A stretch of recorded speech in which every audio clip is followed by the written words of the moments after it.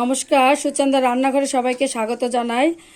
এই যে দেখতে পাচ্ছেন, এখানে বিভিন্ন রকমের সবজি আমি কেটে নিয়েছি। ফুলকপি আছে, সিম আছে, টমেটো, বেগুন, আরও বিভিন্ন রকমের এখানে সবজি আছে। এই সবজিগুলো দিয়ে আমি একটি মজাদার সবজি তৈরি করে দেখাবো। তো প্লিজ আপনারা পুরো ভিডিওটা স্কিপ না করে দেখবেন, আশা করি আপনাদের ভালো লাগবে।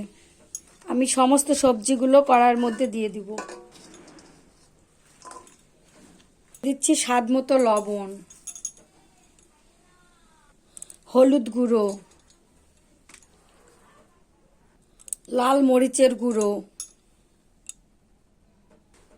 পেঁয়াজ কুচিয়ে নিয়েছি, পেঁয়াজের অর্ধেকটা দিব, অর্ধেকটা রেখে দিব।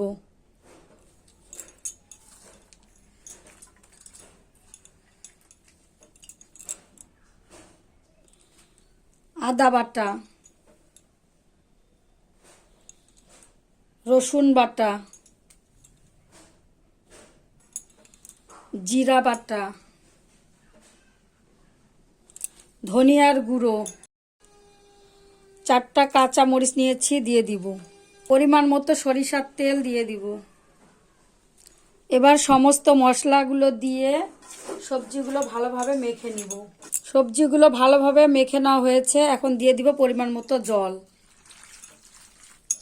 ঢাকনাটা তুলে নিব, দেখব সবজিটা কেমন হয়েছে। সবজিটা একটু ভালোভাবে মিশিয়ে দিব। সবজি থেকে জল শুকিয়ে এসেছে, আমি মিনিট 10-এর মতো সবজিটা ভালোভাবে কষিয়ে নিব। সবজি থেকে জল শুকিয়ে এসেছে, এই যে দেখতে পাচ্ছেন, সবজিটা আমি 10 মিনিটের মতো কষিয়ে নিলাম আর সবজি থেকে তেল ছেড়ে এসেছে। এখন আমি সবজিটা নামিয়ে দিব। সবজিগুলো রান্নার পর এরকম হয়েছে। আমি আবারও চুলাতে কড়াই বসিয়ে দিয়েছি। কড়াইতে দিয়ে দিব আবারও সরিষার তেল। হাফ পেঁয়াজ রেখেছিলাম, এখন এই পেঁয়াজগুলো তেলের মধ্যে দিয়ে দিব। পেঁয়াজগুলো ভালোভাবে ভেজে নিব। পেঁয়াজগুলো লাল করে ভেজে নেওয়া হয়েছে, এখন আমি রান্না করা সবজিগুলো আবারও পেঁয়াজের মধ্যে দিয়ে দিব।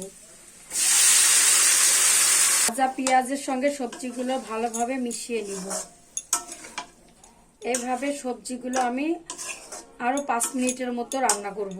সবজির কালারটা খুব সুন্দর এসেছে আর আমার সবজিটাও এখন হয়ে গেছে। এখন আমি প্লেটের মধ্যে ঢেলে নিব।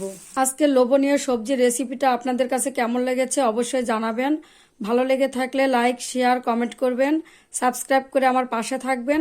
সবাই ভালো থাকবেন, সুস্থ থাকবেন। আবারও দেখা হবে নতুন কোনো রেসিপি নিয়ে। আজ এ পর্যন্তই, সবাইকে ধন্যবাদ।